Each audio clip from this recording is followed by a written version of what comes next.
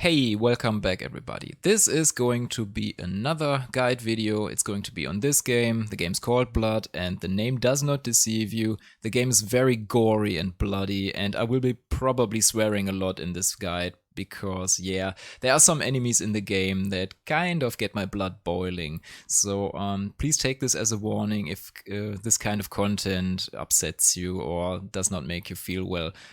Watch any other video on my channel because usually I do not post that kind of gory content. But it's the spooky season and, well, blood lives on the homages it makes to all these slasher movies from the 80s. So yeah, it's kind of fitting. And I know I made some videos on the game back a few years ago when I originally finished playing the game on Steam, and I really enjoyed the game, by the way. Yeah, but then I kind of never got around to make this video. So yeah, it's kind of late, but better late than never. Am I right? So yeah, let's get the video started. Okay, let's start with the difficulty settings. So this is Blood, and here you will select a new game.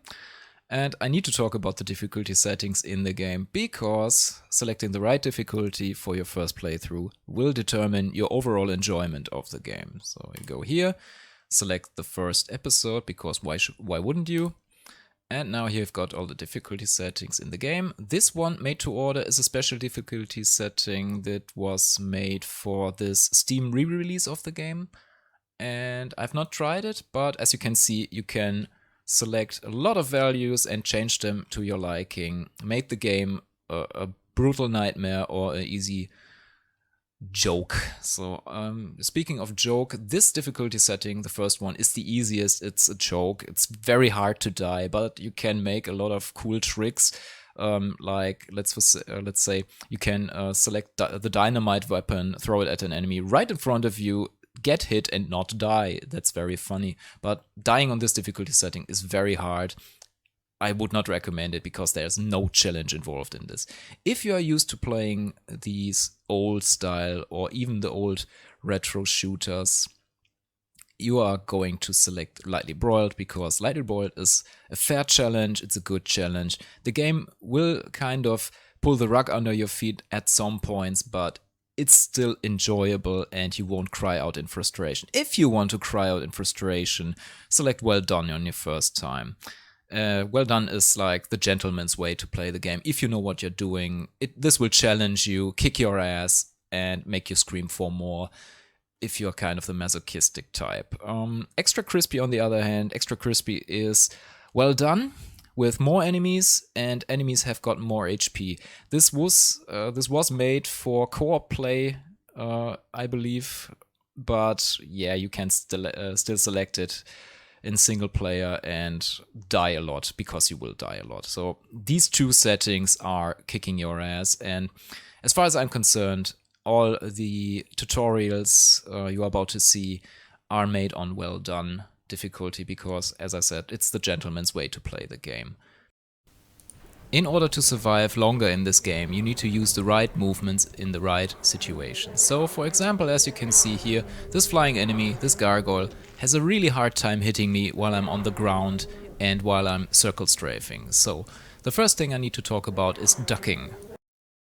Ducking can not only be used against the normal gargoyles, but also against the stone gargoyle, against botshot zombies, and it's also necessary when you're fighting cultists because ducking makes you harder to hit, even for these guys. Some enemies like this phantasm, however, can't be fooled that easily. To defeat them, you need to dodge out of the way like this, and or to the side, and counterattack them while they are still visible. I would suggest you better use the shotgun instead of the fork, however. This is just me showing off here. Circle strafing is a very good strategy against single enemies that have a melee attack, because if you force them into their melee state, they will try to hit you and you will always dodge out of the way, like you see here with this gargoyle, like here with the hellhound.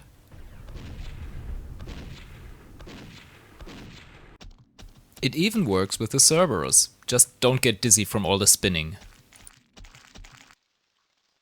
Avoiding enemies and kiting them around like I show you here is kind of important because you do not always have the tools at your disposal to defeat them all at once, so you need to separate them or even get yourself some breathing room to fight back. Here in this clip I have the tools at my disposal to defeat all these enemies, but keep in mind that I will waste a lot of ammo with the secondary fire of the Flaregun to defeat just these 4 enemies that I could have also killed with the pitchfork while using my cool movement techniques. Now that you know how to avoid enemies, it's time for you to fight back, and for that I need to talk about the weapons. As you can see here, I'm going to talk about the important weapons in the game, because I could talk about the Tommy gun in this game and compare it to Doom's chain gun, for example. Bang, bang, bang, bang. I could also mention how good it is to use the Tommy gun with the Akimbo power-up. But it's more important here for me to talk about the weapons that really do the work for you in this game. Like for example the Flaregun shotgun combo. Both weapons are very useful when dealing with zombie enemies in the game, because as you can see in this clip, when I only use the shotgun, I shoot these guys, they trip, and they get up again. So in order to prevent them from getting up again, you stick them up with one flare shot, like I do here, and trip them with the shotgun. They will get up screaming and burning in agony. And isn't it lovely? Here in this clip I show you this trick again on this zombie, and it also works on these fat zombies, these butchers. You stick them up with 2 flares because they have got more HP, and it does not always work because for some reason I missed my shot here, but another flare will do the job just fine. In just a second. Here. The flare gun is also useful as a sniping weapon, as you can see here, but keep in mind that the projectile is a little bit big and slow. The flare gun itself is kind of a hit and run weapon and better used ammo efficiently, yet the game gives you more than one opportunity to go all out with this weapon. Now next I want to talk about the shotgun itself. The shotgun isn't that complicated to talk about, just go close to your enemy and pull the trigger. It's almost like the Doom 2 shotgun, but yeah, you really can't compare anything to that weapon, can you? The next really important weapon I need to talk about is the Napalm Launcher. And to visualize what kind of weapon you're using when you're using the Napalm Launcher, I've made this picture. And this is basically what the Napalm Launcher in this game is. It is a really good sniper weapon with a rocket projectile. And not also does the explosion do a lot of damage, it also sets your enemies on fire, like the flare gun. Keep in mind when using this weapon that the splash damage can also hit you, and that the ammo for this weapon is kind of rare, so you want to use it like this. So every time you have a target you need to kill fast, use this no button, like I do here. Or here. This last weapon I'm about to show you is the most important weapon in the game by far, and to summarize its whole use I've made another picture. The Dynamite bundle is the Swiss Army knife of weapons in the game, and in the coming clips I will show you cool uses for it.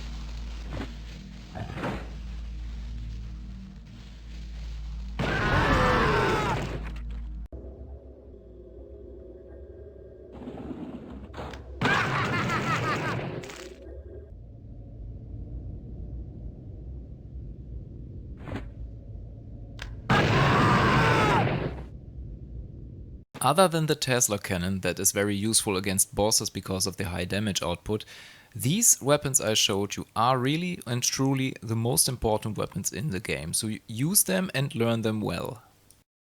I know this wouldn't be a blood video if I would not talk about the cultists. Cultists are the most dangerous enemies in the game. As you can see here, they don't waste any time killing you. And you should also not waste any time killing those fuckers, because the longer they are alive, the more damage they are about to make. Here in this clip you can see how aggressive they are. As soon as they see you, they will shoot you. And they are even so stupid and aggressive that they can kill themselves. So you're better off killing them before they see you, like I do here. And don't worry about using total overkill against them, it's alright as long as they are dead. Here in this next clip I show you a combination of techniques. So again, I used to stay on the ground, and also I use the dynamite to kill them before they see me. Also, once again, the shotgun is very helpful if you can get close enough to them. And yeah, here I know there are guys below the window. I use total overkill to totally wipe them out. And of course the no button is always good to use here. And total overkill, as I mentioned. Just don't waste any time. The longer they are alive, the more of a threat they become. Kill them and be done with it. In these past clips you could also clearly see my preferred weapons for these assholes. If I meet them, I really want to kill them fast, so the Flaregun is not the best choice there. It's, like I said, a better sniping weapon if you have got the distance to them. And yeah, oh yeah, this clip, in this clip I have my redemption against these guys. It's the same place where I was before and where I died horribly. So as you can see, killing them fast with hit scanning weapons or total overkill is very welcome. Still, you have to keep in mind that even when you're using power-ups and feeling good about yourself, these guys really do a lot of damage and they will hit scan your ass to death. Please be careful when you approach them and try to stay low on the ground as much as possible.